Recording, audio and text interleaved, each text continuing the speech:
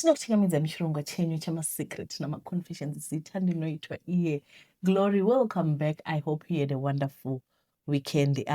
Tine nyaya dzakati wandei musi ranhasi. Vatete makadini, regai ndimbokuudzai nyaya. Makore apfuura ndakaita chivi chokuti nanhasi ndinoti asi chinhu chinoi mari chakashatisa. Vatete, kuda mari kwakaipisa kunoita kuti ushaye mwoyo, usave nekunzvira. In the past years ndaiva muzvina business aiva nemari chaiyo. Ndini muzvina business wekutanga kuita zvimabhazi zvainzi zvimakosa kana pane achiri kuzvirangarira. Mazuva iwayo zvakaitisa mari nekuti mabhazi maYutong nemamwe anga asati atekeshera. Chero hazvo ndaiva nemari yaikwanirana ini nemhuri yangu vatete, handina kugutsikana nezvandaive nazvo. Ndakada kuwedzera upfumi vatete. Pakuwedzera upfumi ndipo pakaita kuti ndiite problem yakazoita kuti ndite murombo wekutanga nekupedzisira. Mukadzi wangu wandainge ndakabata naye mushonga akasofa kare. Vana vangu vakura vatova nemhuri dzavo, asi hapana kana umwe anoziva kuti ndiri baba vatete. Vazukuru vangu havandishaniri. Ndinofunga kuti havatenderwi nevabereki vavo vanova vana vangu. Vatete, ndiri kugara paruzevha nemukomana webasa. Nzara handifi hangu nayo. Vana vangu vanotumira chikafu nemabhazi anouya kumusha sezvo ndichigara parodi. Ndaiva muzvina business ane mari dzake uye nanhasi ndinongokungura kuti dai ndisina kumboda kuita top up yemushonga. Ndairana transport business rangu zvakanaka zvinengei vatete. Zvinhu zvaitofamba, vana vangu vachidzidza zvikoro zvepamusoro, upenyu huchitoendeka. Ndaivawo nemagirlfriends angu wandaiva nawo andaichengeta nekusaidi. Mudzimai wangu Netsai unenge waiziva nezvemagirlfriends aya, asi handina kana musi umwe wandakabvunzwa vatete. Mazuva atakura isu kwanga kusati kwava nemacelphones, saka macalls mazhinji aipindira palandline. Tete, ndakafunga kucreata generational wealth yekuti vachazouya even vasukuru vangu vanenge vari muupfumi. Ndakazofunga kubata tutsotso vatete ndikaudzawo madam kuti ndizvo zvandainge ndafunga. Madam havana kupikisa mafungiro angu vatete, vakati ose aingwa machena. Ndakanotsvaka mushonga wekuti pfuma yangu iwedzere. Pfuma yakawanda chaizvo zvokuti zvimakosta zviya zvakawanda kuita ×3 vatete. Ndaitova nemainspector kuzvimaminibus zvangu, mari ichikeshewa everyday. Mari yakawanda zvokuti imwe tainge tongodira mumadhiramu vatete tichiivharira. Ndinofunga zvakaitika kwamakore angasvika 5. Kandazogara vatete, upenyu hwemari unenge kudada. Asi ndinoda kukudzidzisai mese nevamwe pano kuti hapana chamahara pasi pezuva mwanangu. Ukaita chakashata chinozokutevera. Uye vapi vemushonga ava dai vachigara vataura pachokwadi veduwe kuti mushonga uchazoda ropa pamberi apo. Manje havadaro, havakuudzi zvese, unozvionera pamhino sefohla. Vatete, ini ndakazvionera pamhino sefohla. Ndinodema hangu kuti dai ndakagara ndisina kututsira pfuma pamusoro. Handiti ndanga ndagara ndiri mupfumi nechekare. Vatete, ndakazvikanganisa upenyu hwangu nekuda kwekusagutsikana. Decision yandakaita ndinoidemba nanhasi. After makore 5 business akatanga kusaita zvakanaka. Maminibus angava kuzobuda mufashion. Ndio mazuva akapinda naMarco-Polo. Mabhazi mahombe tora vanhu vakawanda nguva imwe chete. So maenzaniso toti Marco-Polo neni weminibus tiri kubva kuHarare takatakura vanhu kuenda kuBulawayo, same distance. Webhazi hombe vatete anoita mari kudarika weminibus. Ndakadzokera kwandainge ndatora mushonga wekututsira mari vatete. Vakanditi wandainge ndapiwa kare paya wainge usina kubhadhara. Ndakatoshamisa kuti n'anga iyi iri kuti kudii, nokuti makwati avo ndainge ndavapa. Saka chavaiti kusabhadharwa chinhu. Sekuru vakandoudza point blank vatete kuti mushonga wainge wava kuda ropa remumba. Saka ndaifanira kuona kuti ndodii zvinhu zvisati zvaminama. Ina handina kumbobvira ndatambura kubva ndichikura. Vatete, vabereki vangu vese vaiva vashandi vehurumende, so takakura a good life. Saka ndingazongotanga kutambura zvino. No. Zvainge singaiti. Ndakavata ndichibidirika usiku hwese ndichishaya kuti ndoita sacrifice ani. Ndakataurira vadzimai kuti ndizvo zvataurwa. Vakanditi whatever I do, vana vakabuda mudumbu mavo vaiva off limits. Vakanditi handiti ndezviita bhuru, saka ndaizoona yekutamba. Mashoko emudzimai wangu akandipa solution kuproblem yangu. ndaizouraya mwana waAbigail, umwe wemagirlfriends angu. Abi munhu aida zvemafaro, saka mwedzi wandakafunga kuita sacrifice munashe mwana wangu naAbi, that month I was extra nice to her. Ndakatanga nekumuchinjira furniture imba yose, nekuenda kumba kwake everyday kuitira kuti kana ndoda kuita plan yangu hapana aizonyumwa. Musi wandazoba munashe mumba, ndakatenga mapiritsi ekuti munhu avate flat. Kwaiti doro koti mapiritsi. Abi avata upedze kufa chaiko. Ndakaoneka musikana webasa aigara hake cottage asi pari pasame yard. Reason yandakaoneka musikana webasa ndekuti ndaida munhu aizoita backup story yekuti andiona ndichibuda ndisina mwana. Ndakaenda zvakare pane rimwe bhawa raive pedyo ndikati 1 or 2 vatete, ndaidazve kuti vanhu vagozondipupurira kuti vandiona. Ndakazosiya motikari somewhere ndikati nyawa nyawa ndikandoba mwana. Mwana haana kuchema paakandiona sokuti aindisiya. Makeys edoor ndaive nespare sezvo Abi ainga aenda nehope. Haisazoziva kuti aingasiya akiya goni here kana kuti kwete. Ndainge ndaronga metsi dzangu bobo. Nokudaro ndakaba mwana wangu munashe. Ndikauraya ndoga nemaoko angu manheru iwawo. Ndakatora moyo nemaziso nenhengo yakavanzika nenzeve.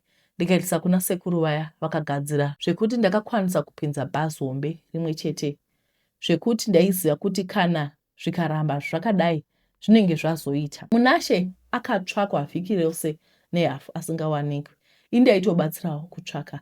Asi ndichiziva kuti mwana hakuchina. Ndakaita wehuku inodya mazai ayo. Mwana akazowanikwa vatete asi ainge atoshata. Hapana akambofungira vatete kuti baba vake ndio vakaita izvi. Abi was shattered zvekuti even pabheriwa wemwana aidona achimboti sim. Zvinhu zvakambofaya kwenguva kadiki. Bhazi vatete rakazongoti godyo rikamira kufamba. Maminibus akangomira, kiti dzakutoita kuberekera imomo, upfumi just vanished. Mudzimai wangu netsai akazongoita heart attack akachengetwa vatete. Vana vangu havanei neni, kuda zvimwe vakafamba vakandibata. Chandisingazivi kuti chakaita ndibhuroke kuuraya mwana wangu here okutadza kumanager business rangu ndichidzinganisana nemadress. Kana business rakabhuroka zvino munashe akafire yake. Handimbofi ndakakangamwa kuchema nekutariswa kwandakaitwa nemwana mushure mekubaya mwana pamoyo. Tete mukandiona state yandiri hamutombofungiri kuti mazuva angu ndaive nemari. Ndingori munhu ari kuperezeka achienda. Abi akazoroorwa nemumwe murume atova nevana 2 asi ndakati imba handimutoreri, yaiva yamunashe. Munashe wandakauraya ndoga mbune, so ndakangosiya zvakadaro. Asi ndinogara zvidya moyo. Kunoreura here kuna Abi kuti ndini ndakaita wehuku kudya mazai ayo oro ndosiyana nazvo ndisarwadzisa Abi Rovire. Mwana wangu rega ndibve ndangotora mukana uno kuti nditi vane mabhizinesi akachena siyanai nekuda kubata ropa. Vari kuda kuteura ropa ringava rehama omutorwa siyai. Angori matemporary solutions, hazviperi zvakanaka. Ini ndiri example yezvinhu zvakatanga zvakanaka zvikazoipa nekuda kwekukara, nekuda kwekusagutsikana nezvandaive nazvo. Hezvo ndakaitwa zvehuku yakazvidyira mazai ayo. Vana vangu hapana kana wana anoziva kuti kuna baba vanoda kuonekwa. Ndangomirira zuva rekuti mweya wangu ubude mumuviri wangu. Vatete asi rufu rwamunashe handifi ndakakanganwa. Zvakaoma.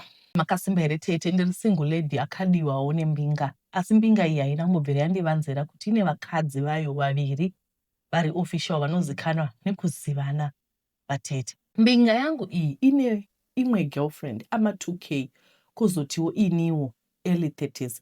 Nine girlfriend tinozivana asi ma-official wives hatizivi, tisu tinomaziva. So vatete ndingangoti tiri 4 pamunhu 1. Asi tiri 4 kudaro pane mutemo umwe chete watinofanira kutevedzera. Hatitenderi kuita imwe boyfriend kusara kwembinga yedu yatichati Toby. Toby vatete une mari dzake.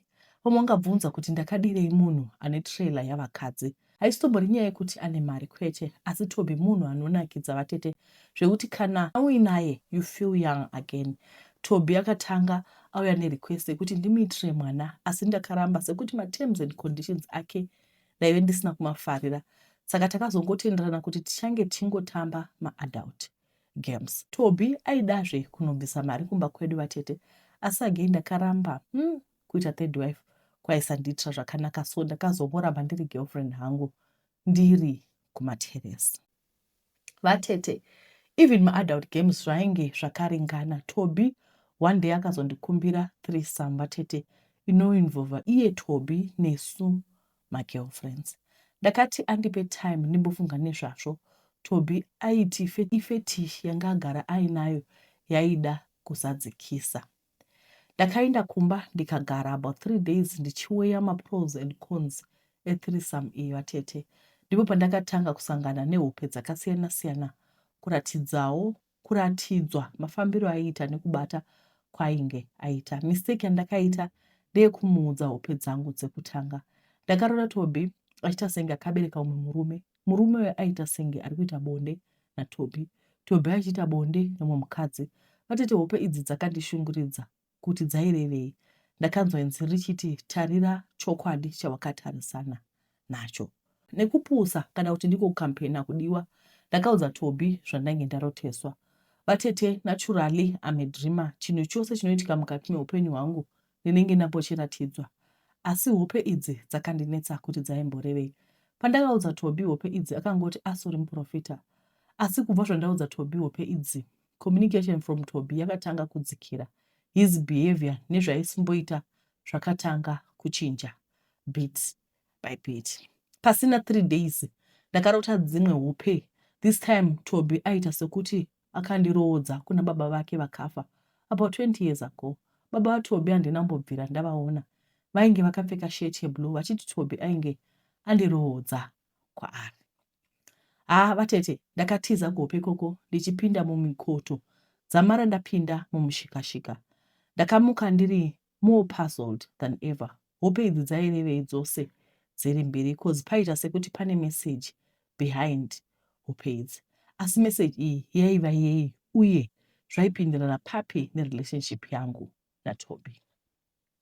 Umwe musi ndakati ndichifamba ndichigurira mukasango pedyo nerimwe sowe, ndikaita kuprofitwa ndizvifambira.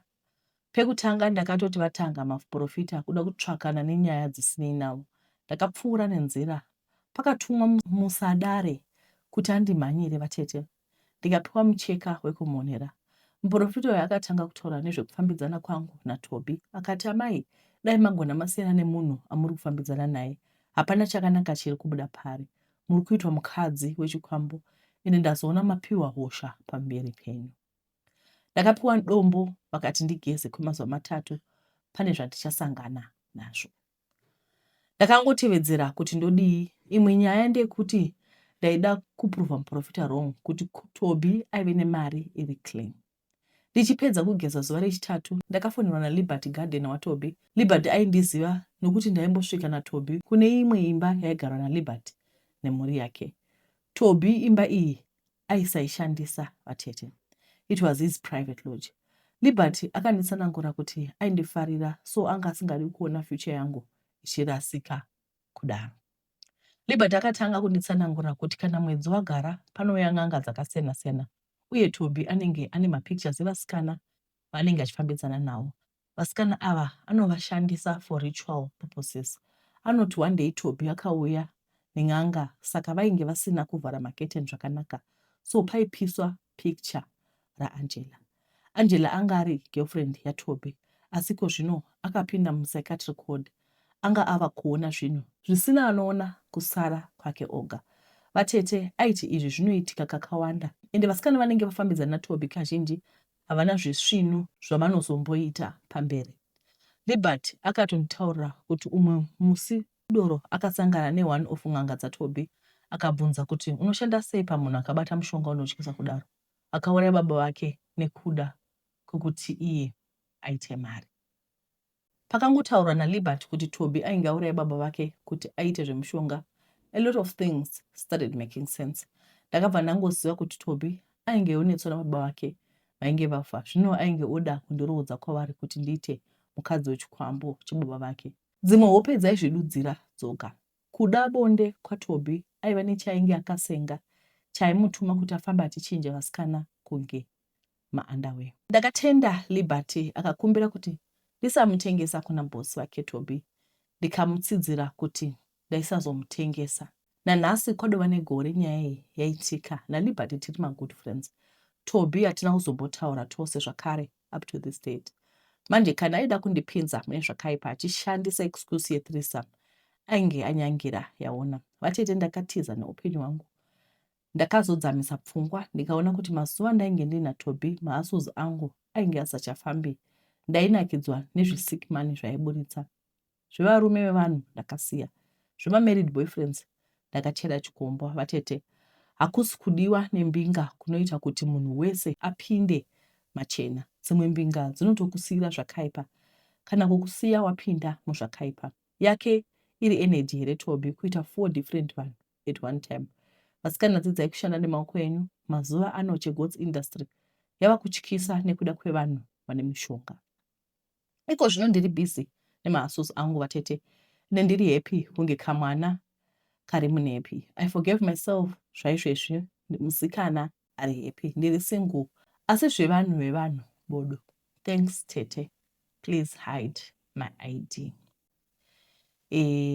Ndichazvinzwira ndizvo zvavakasangana nazvo izvi.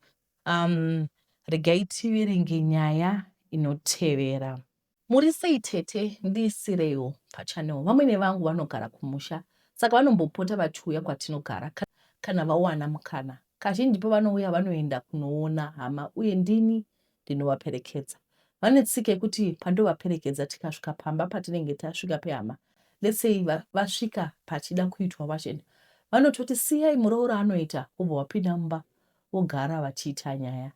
Ini ndichiwacha. So takaenda pane imwe hama kunoshanya, ndokusvika makuseni akatogara pamushana, ndokutobva vati muroora piwa manepis wache. Kuzaiva nekacheche.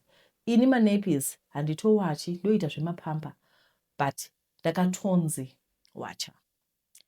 Ndapedza washeni yakabva yanzi ngaiburitswe, ndokubva ndawacha ivo vari mumba vachiita nyaya. Ndapedza vakabva vanditi chingobva wasuka tundiro zvibve zvangopera. Ndakabva ndaita sekudaro. Ndakatozopedza nekutsvaira mumba kwacho wamasikati apa nzara ikatononyepa. Ndobva ndaisirwa drink nemabhiskits kwakunwa. Imagine kuneta kwandainge ndaita. Takazoonekana zvedu ndokuenda tava muroad. Ndakabva ndaudza vamwene kuti katsika kamunoda kundiitira ndikafarire kekundiitisa basa kudzimba dzevanhu. Next time muchapota makushanyira vanhu venyu mega nekuti ndiri kutozviona kuti muri kuda kundipusisa. Vakabva vati zvinozoita here kugara tasvika pamba pevanhu. Ndikabva ndavati ko zvinotadza nei? Sei muchizongogara musade kufadza vanhu venyu at my expense? Handizvidi. So kutaura kuno havasi kutaura neni, vari mumudu. Ameno ndakatadzawo here kuvatsiura cause zvanga zvanyanya. Mukaucha medu kazhinji kachona tinotongoti muroora anofanira kushanda. Saka ndofungawo mama ndo zvavakakurawo vachiziva kuti muroora anofanira kushanda. Zvinopose pavavhakacha muroora hachina kana happiness. Nekuti ndiye anofanira kusvika otanga kuita basa. Chingosvika kotonzi chisota kamakoti. I don't think kuti vakakanganisa semaonero angu. Because hanzi we have to be assertive at some point. We teach people how to treat us. Wozomura mongo ichisuka ndiro everyday ichisuka mandiro. Kataenda kunovhakacha iyo ichisuka. Chingosvika muroora anga asuke. Ndo zvinozoita kuti vamwe varoora vakaita sesu tisafarira kuvhakacha. Tivhakachi bosi munoti abuser. Patinowamisana inogwadza. Hamurona. Saka musati abuser sevaroora. Right, regai tipinde munyaya inotevera. Yesterday I just found out that the person I call my husband slept with my niece. She's 18. I just took her in 2 months ago. I asked him akazviramba, but wangu muzukuru akandiudza. I was shattered. Still I am. Kudya handisati ndakapedzera kudya the day before yesterday. Handina kana appetite. Handisi kuziva the way forward. I just want to be alone. Nezuro ndakangobuda ma 6 p.m. ndikadzoka kumbana 9 usiku. Handaiziva kwandaitoenda. I just wanted to stay away from him. Ndaitonzwa kuda kumubaya nebanga chaiko. The fun part is I just left my job not long ago. So yeah, I have questions. Ndiri kunzwa kuda kuitira munhu kutsei. Idari kuti ndozvaakabata izvi. Chandisingazivi ndechekuti mwana uyu akabatwa chibharo here kana kuti zvakafamba sei. Ende ivo vari kuti vari kuda kubaya munhu nebanga. I think dzimwe nguva zveshuwa kana uchiti ndobuda mbandoindaka unenge uchito, you'll be protecting yourself because you can behave quite, don't make permanent decisions when you're emotional, because emotions are not intelligent. Saka zviri nani kuti kana uchinzwa kuti ndakatsamwa pano ubude uende. Asi ndofunga kuti the best thing kuti vagarisane pasi nemuzukuru nemurume tobvunza totaura kuti what exactly happened, kuitira kuti tinge kuitira kuti vange vachiwana maanza. Kana mwana akabatwa chibharo poactewa. Alright, nyaya inotevera hide me auntie, pane hama dzangu pano. My story is similar to the girl akaunganidza vanhu vakuwasha vakatadza kuuya. It was 2nd week of October. We planned everything for my Rora day. Little did I know kuti vanatete vangu hundreds dzababa vangu vaisafara nazvo. Patime yairongwa zvese, they were active. Vamwe vacho offered kundisonesera hembe nekundigadzirisa musoro. I was overjoyed nemukomana taidanana zvekutodaro, but our love turned to sour the day I was supposed to be married. Wakwasha did not show up and I was heartbroken. Tried so many times calling my boyfriend with different numbers, but it was not reachable. My parents accepted the disappointment and told me that it wasn't meant for me. Vanatete vakataura zvakawanda panguva iyi. Ndakaitwa chiseko chenyika. Asi neimwe nguva Mwari vanenge vachitoziva zvavari kuita. The first guy wekundirasisa akasangana nesister yangu akamuudza kuti anatete vangu ndivo vakamisa vachiti ndiri hure, ndine mwana wandakametiswa ndichiri kuchikoro. Apa mwana welate sister yangu akafa achibara mwana wake. Ndiye ainge akunzi ndewangu, and the guy believed makuwa and manyepo iwawo. With the time, I healed and moved on. Found my soulmate. We got married, nekuchata, and we are blessed with 2 boys. Chivi chinodzokera muridzi wacho. Anatete vangu vese vakarambwa. They are now single, and I cut communication navo. Pandakaroorwa hatina kuvaudza. Vakazoudza 2 days before my wedding. Kuuya kana kusauya taisava nebasa nazvo. Karma knows every address. Handizivi vanatete kuti dambudziko redu chinyi. Zvikanzwa kuti mwana wanzvadzi yako akuroorwa because unovenga muroora, mufamba muchiita zvinhu zvakashata. Kazhinji kachona pane munyaya yatakamboverenga pano yemurume aitaura kuti mudzimai wangu ndakati ndichata musi wekuchata naye akatanga kupenga. Handidi kunyepa kuti tingatsvaka rocket science yekuti kwai mukadzi anopengeswa nehama dzekoko nekoko. Handiti zvimwe zvacho vakatozodiscover kuti ari kupengeswa nehama dzake. Handizivi kuti dambudziko redu riri pai, sei tichivenga varoora kusvika tavenga mwana wehanzvadzi. Guys, chero mukaitwa DNA test zvikanzi mudhi wako nhasi wamuka vakafa, mwana wehanzvadzi yako ane ropa rako. She is your child. Ngatiregei kuva vanhu vane majealous kuti tikaona munhu akuda kuroora tobva tati ja uifambe. Itsika yedu maZimbabwe. Ngatizviregei izvozvo. Handiti zvinhu zvakashata. We must learn to mind our business. Hanzi kujaja kutoka ndekwaMwari. Imengo yenye kujaja ichasvika pamuchaenda kudenga ndipo muchanotonga. Kwai muchatonga for 1000 years, you're going to be tired for judging. At this moment porege vanhu vose vararame life dzavo vaite madecisions avo. Ndine friend yangu, I think tavane 10 years tiri mafriends.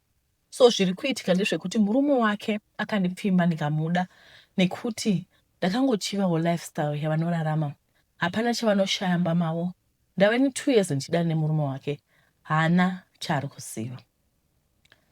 Chava kundishungurudza, murume wake atoperera pandere. Apa iye ava kugara achingorohwa everyday nekuda kwangu. Apa ini kuti ndisiyewo murume uyu nemachengetero ari kundiita hazvichaiti. Ari kutondifonera achiti ndibatsireiwo kutsvaka vanhu vangandibatsira. Murume wangu apanduka. Ari kungondirova pasina kana reason. Rudo mumba hamuchina. Ndamupindura kuti namata Mwari ndiwe munhu wese. Murume wake ava kutoti ngaende, handichamudi zvese nevana vanawo. Nangoitawo chivindi, beta aende hake, ndikutofunga kumubhuloka mufriend uyu. Nditoona kuti murume uyu ndoda kutomuudza kuti atengese imba neproperty, tinotsvaka kumwe kokugara. Ndatozvipira kuparadza marriage yake. Hapana yekutamba. Any advice vanhu vaMwari. Yeah. Saka kwai tipe advice kuti ndodini, because vari kutoti ini ndafunga kuti murume wezvakika ngatengese zvake imba nekuti upenyu hwake nemudzimai wake unodhuka kuti zvokutamba. Pane nyaya ndakatumirwa. Vanhu ngaizi musaisa disappearing messages. Andinoti ndamatumira nyaya kudai. Ndakuchiverenga message disappear. Naye vanhu vaMwari. Apa regai nditsvake message yandichaiona. Regai nditsvake kumami. I think ndakazvitumira. Makani itete Glory, ini ndinofara zvangu. Ndave nenguva ndichiteera channel yenyu uye ndinotenda nebasa ramuri kuita. Mwari aropafadze basa iri. Nekuti pese munosiya makudza zita raJesu. Ini ndiri mudzimai ane makore 36. Ndakaberekwa mumhuri nevana 6. 2 vakafa, umwe akatsikwa nemota, umwe akafira mumvura. Dzinova ndufu dzinorwadza zvisingaiti. Takakura nababa namai vaitida chaizvo. Vaisava neupfumi asi vairima zvaitikwanira kurarama tisingapemi. Dambudziko rakazouya ndava form 2. Ndipo pakavhiringika upenyu hwangu. Ndakatanga kurwara zvisingarapiki kuchipatara. Ndakatanga kunetswa nemweya yetsvina. Zvakandivhiringa chikoro kusvika ndabviswa pamba ndokuendeswa kwasekuru hanzvadzi yamai. Baba vangu munhu asingadi nevana vake chero kuti tishanye kuhama kune dzimwe hama vaisada. Ndiri mudiki zvaindirwadza, but now ndakuzvinzwisisa kuti he was protecting us. So nekuda kwekurwara uku vakapedzisira vabvuma kuti ndiende nasekuru. Kwasekuru upenyu hauna kufamba zvakanaka. Ndakazopedzisira ndatizira kune umwe mukomana wandakanodanana naye ikoko. Mukomana akada kundidzosera nekuti ndaiva mudiki. Iye aiva munhu mukuru. Ndaive ne16 years ndanga ndakuita form 3. Sekuru vakaramba kunditambira ndokutogara nemurume kwandakaita uku kuMunyati power station. Ini kumusha kwangu kuGokwe kwaNembudziya. So murume uyu hatina kuzogara tese.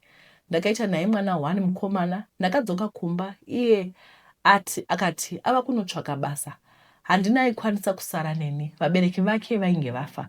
Ndokuparadzana kwatakaita kusvika nhasi. Ndakadzoka kumba nemimba yangu, urwere ukakwira futi. Pandange ndabviswa pamba, ndaizvunza kuti ndinofudzwa nezvinhu nevanhu vandisingaoni, but zvaisava strong compared nepandainge ndiri kumba kwedu. Ndakazobatsirwa mwana wangu mukomana, ndikamurera ndichibatsirwa nevabereki vangu. Ndakazoroorwa munharaunda medu imomo, ndikanozvara vamwe vana 3. Murume uyu aiva abusive uye aisada firstborn yangu. Pese pandaingonetswa nemweya yetsvina iya, ndichienda kunobatsirwa kumachechi. Mai vangu vakazoshaika 2012. Ini marriage yakazondirwadza ndikasiya. Ndakadzoka kumba nevana. Ndakasiya vana vangu kumba kuna baba nastepmom vangu. Asi vana vaibika vega mudzimba dzamai vangu. Ini ndokuuya kuno kuSouth Africa kuzotsvaka basa. Baba vana vanoshanda kuBotswana, so pavakangonzwa kuti handisisiko kumba, vakaenda vakanotora vana, vakanovasiya kuna mai vavo, ivo ndokudzokera kubasa. Handaikwanisa kuramba nevana nekuti ndaive ndisipo. Baba vangu vakamutendera kutora vana. Vana vangu pari zvino firstborn anogara nemunina wangu kuSimchembo kwaanodzidza ndokwaari kuita form 4. Secondborn nethirdborn vakazotorwa nababa mushure mekunge vasiyiwa vari voga nambuya wavo vachienda kunoshanya kumwana wavo kutown. Then lastborn anogara neumwe munina wangu kuGokwe Center kwatinolodya room. Anogara nemwana wangu nemwana womunina wangu ari kuSimchembo. Nyaya hombe yandiunza pano tete ndeyekuti vana 2 vakambotorwa nababa vavo vaya. Umwe mukomana, umwe musikana. Mukomana ane 15, musikana ane 12. So musikana was raped nemwana wababa vake. Asiri mwana wangu. Her step brother raped her. Pandakazvinzwa ndakarwadzwa tete kuposa kupenga. Ndakakoniwa kuenda kumba nekuti ndiri pabasa, ndiri madhumbe, ende kuti ndiende ndaisava nemari. Mari ndinotambira 3.5 ndotumira yese. Ndaida kuenda nekuda kwekurwadziwa, but ndakazofunga kuti ndikaenda ndowanepi mari yekuzobhadharira vana vari kuchikoro.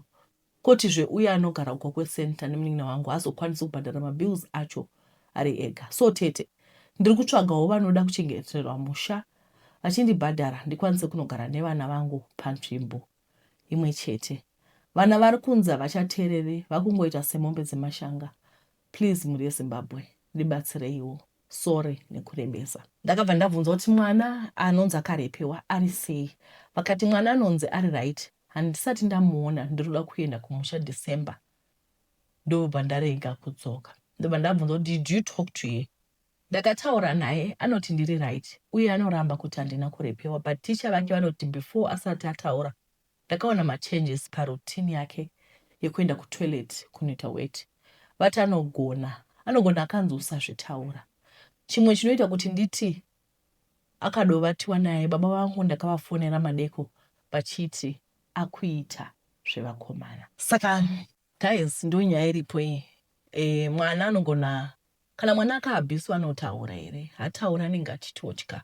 Saka ndo nyaya iripo. Vari kutaura kuti ndokumbirawo kuti kana pane munhu anenge ane musha wake unoda kuchengetiwa, ndokumbira hangu ndiende ndinochengetawo musha ndichigara nevana panzvimbo 1 so that vakwanise kuona machanges anenge achiitika pavana. Kana vana vachingokura vari boga vasina mai, zvinhu zvinoshata. Ndadzoka zvakare ndida kurimenda yekuti ngatiwanei maquotation edu. Kana usati wawana quotation kubva kudiaspora insurance ngatipiwei quotation, nekuti zvinhu zvakatikoshera kuva vanhu vakarongeka. Ende kazhinji kachona mari yacho inenge isina kumbowanda. Regai ndimbokuudzai, kazhinji kachona quotation yako unoona kuti dzimwe nguva £10 pamwedzi. Guys, £10 is not a lot. Kana kuti £20 pamwedzi inenge isina kana kutombwana, but unenge uchingoti kwatiri isusu we don't need this. Kusvika musi waunozoona kuti wakuda £20,000 wawirwa nedambudziko. Kazhinji patinowirwa nematambudziko tinenge tisina kana pekutangira. Saka ngativei vanhu vakarongeka, tiise vabereki vedu. Unogona kuisa vana mama, ma-in-laws, vana tete, because ndangodzoka kurimenda yekuti kana muri vari kudiaspora, aiwa we look up to you. Tinoziva kuti maproblems edu ose anosolviwa nemi vanhu vari kudiaspora. Ngatirangarire zvakare kuti this policy is for people who lives out of the continent, as long as you're an African. Saka kana mune shamwari dzenyu dzekuMalawi, Zambia, Nigeria, Kenya, vatumirei link iyi vatsanangurikwe kuti zvinoshanda sei. Link ndichaisiya mudescription box. Alright, regai tipinde munyaya inotevera. Regai nditange nekutenda musiki akakusikai mune moyo wakanaka zvekuti I'm always on your page. I'm always on your page. My story is like this. In June this year, I started a small business, me and husband, rekutengesa mota. Ndikakudza kuti akatanga achita sevanhu vakaromba zveshuwa zvinhu zvichifaya. Taitenga mota dzakafa togadzirisa totengesa. Ndaigona kuita kana profit 30,000 pamota 1. Vanhu vakatanga kutaura nekuti vaifunga kuti pane kwandakaenda. Tete, chivanhu chiriko ini ndakazvionera. Ende vanhu vane godo chairo. Mumwe musi pakasvika shamwari yaHabi pamba. This friend was my husband's friend all along. Kumashure uko my husband aisashanda, aitoita zvekushedzwawo ane vamwe. So patakatanga kuita business iri, my husband never told his friend because taida kutanga taona kuti rukuenda nekupi business. So when this friend came, angaita kuudzwa nevanhu vepamba vaiona business richiitika. Handina nere muromo. Akasvika pamba panheru, akaona pakapaka mota 3. That day he didn't even want to get inside. Akagumira pagedhi. Akaudza my hubby kuti ko wakaregerei kundiudza kuti wakatanga business riri kufaya kudai. Wati wane mota 3 dzese wakaiwanepi mari? Asi wakaromba here? Manje haungandisiye ndichitambura ndega, iwe uchiita mari. Mashoko aya tete murume akabva andiudza, asi ndainge ndazvinzwa ndiri mumba pazvaitaura. Akabva akumbira mari yefuel. Hubby akati handina mari nekuti utaisagara nekeshi. Zvikanzi even macoin hawo fuel yangu yakupera. Hubby akapinda mumba ndokutora macoin akasvika 37 rand. Akamudza kuti haikwane chinhu, i37 rand chete, but akafara zvekuti akati ndipe inokwana. Akapiwa mari iya, isu hapana kana zvatakambofungira kana mbichana. Tete kubva musiwo mota dzese dziri 3 idzodzo hadzina kuzombofamba. Dzakabva dzafa zvakawanda. Zvinhu zvakatanga kuoma, takadzimira tadzitengesa dzisingafambi ne7,500 chayo kuti tiwane chekudya nekutumira vabereki. Takazofamba zvikanzi shamwari yakaita mhiko pagedhi paakasvika akamira. Takazotama hedu, but nanhasi upenyu wakaoma. Ndaikumbirawo kune vari muJoburg vanokwanisa kupa maloni. nditangidze business or anyone anoda kuti tiite business partner tisumudzirane. Ruoko rwebusiness ndinaro zvandakaona ndiri muJoburg hangu. Mari inozodzoka nekuti business racho runodzora kwete zvekutamba. Amwene vangu vari kumusha Chirema vakaremara makumbo. Takutotadza kubhadhara mushandi nekuvatumira zvikwanisiro zvavo. Ndanyora nekuremerwa chaiko. Kuremerwa zvekuti ikapfugama kunamata mazwi hachabude. Ndiri murefu tete. Zvino ndachionda apa munhu murefu akaonda anobva aita sedzangaradzimu chairo. Pamwe pacho unozvibvunza kuti ariko here chokwadi. So this other day pane mufesi wekuMalawi akauya akanti anogara achindiona paparking. Ndogara mucomplex anditi. Agara achindiona paparking anoshanda anoita zvekucleana or garden groundsman. Akanditi ndokumbirawo 10 rand. Ndikati handina. Aitaura neni like he used to talk to me. Agara adzoka ndipowo 20 rand. Murumu pose pandoina ntura wana chikoro ndosangana naye paparking. Hello ndipowo 20 rand. Ndabva ndatsvaka 10 rand.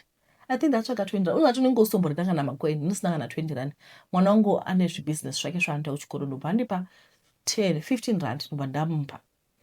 Kubva ipapo murume uyu akatanga kusataura neni. Ndikati aikaka ndipo ndakazosangana naye ndikati asekuru kubva zvamakatora mari yangu hamuchatauri neni kaimi. You don't talk to me anymore. Why? What did you do with my money? Ndakamubvunza. I asked him kuti why? Ndivangoti hey ndichaidzosa hey chi. Ndikati handizivi kuti vanhu what do people do? Munhu anotora mari yemunhu kuti zviite sei? Munotora mari dzevanhu kuti muvagadzire. Kwai haunga zvinhu zvako hazvingakufairika zvangu zvisingafaisa ngati tamburetese. What is that? So I don't know. Because Mwari anotirwira each and every day. But is it okay kuti kana muchiona vanhu? I'm not a very suspicious person. Handisi munhu ari suspicious. Ndosaka ndakatomupa 20 rand yacho. Handifungi kuti aida kukwirisa kombe kuenda kumba. Because kubva musiwo hana kutaura neni. He doesn't talk to me up to now. Even after ndamubvunza kuti imi wawo hautauri neniwe. He doesn't talk to me. Ini ndakungomutarisa ndongobuda undoenda. Zvinhu zvacho zvinoshamisa. Vanhu vanobata mushonga. Saka mama varungotiwo kana muri muJoburg muchikwanisa kuvabatsirawo neloni. Vabatsirei, but manje loan inoda collateral security ndo zvinonetsa. Kuti kana uchida kupuwa loan vanhu vanoda kuti right tikupa loan iwe unotibatisa chii. Otherwise munoguma maenda kuna namashonisa vanokupai mari inenge ichimultiply 30%, 40%, 50%, 100%. Yana mashonisa inoramba ichikwira. Guys, tinokutendai nekuteerera chirongwa kwamaita. Tinokushuvirirai zvakanaka. Tisati taenda tadzoka zvekare ndichikurangaridzai kuti vanoda Starlink musaregazve iriko kufabza. Ndichasiya namba dzeStarlink app. Musazovuya zvekumakomenzi muchiti namba dzeStarlink dziripi idzi pano namba dzeStarlink. Handiti hani ndakakuudzai paya kuti vakaenda kumba kunoita macorrections because initially tanga tawana builder akadhakwa. Nhasi vatonditumira message vachiti even musi watakasvika mama vaityika because vakasvika vakatanga kudhiriza bhosa taitigwa chidining chiduku chekuti hatigoni kupesana makumbo chero furniture yanga isingakwani. Ende hanzi builder yo mama pavakadomudza kuti iwe urowo zvirirongo akadoita hasha katsamwa. Saka vavaenda kunoita macorrections vakadhiriza chimba chidining cho vakaivhura ikaita hombe. Vapedza vakanogadzirawo zvavagadzirawo. Handimona kuti imba inenge yagara yakakanganiswa. Saka kutongoita macorrections nekuti inini plan yangu was for us to start building a new thing altogether. But vakati aiwa let's work with what we have. Saka vagadzirisa. Kana vangopedza basa racho because this is still work in progress. Kana vangopedza vachatitumira mavideo einterior before and after nekupainta ende futi varifanira kuisa matiles. Saka imi kana muri muchida kuitirawo basa renyu muri position handaive ndiriyo yekuti unoti vanhu vakai mwana achivaka mahlokosi chayo. Kana muri muposition iyoyo tokumbira kuti muvafonere muvaudze kuti aiwa tatumwa naGlory hanzi imi munogona basa renyu. Handiti ndo zvakanakazve. Kana mangwani ndoda kutenda zvakare vanhu vari kuti aiwa isusu toda kuvakira tukwakwa ini bhozi ari kutaura kuti zuva nezuva tina kana zororo vanhu venyu havasi kuti guys bother them vasawana zororo vanza vasi kuwana zororo zuva nezuva vachiti aiwa tatumwa naGlory toda kuti mutiisire zvinhu zvedu mugadzire mise Starlink kudzimba vanagogo vagone kudi kufona mugone kufundira vanagogo. Isu hatisati vane Starlink asi tichatoisawo Starlink zvakare. Guys kune vaya vane maskin problems because goat milk ichipo mapimples inopedza, vanenge vane hyperpigmentation inopedzawo, ichingogadzirisa zvakadaro chinda takadaro handiti tiri kutendai nekuona kwamaita. Mwari vakuitirai zvakanaka. Tichadzoka zvekare nenyaya dzenyu, and I hope kuti tadzidza zvakawanda. In the end, God wins. Whatever we do, let's remember kuti kuna Mwari kudenga who's watching. Kana muchifunga kuitira vamwe zvakaipa, hanzi kana waita zvakaipa wazviitirawo. Musarega kusiya macomments. Tokutendai nekuona kwamaita. Mwari vakuitirai zvakanaka. Ndatenda. Bye bye. Muve nezuva rakanaka.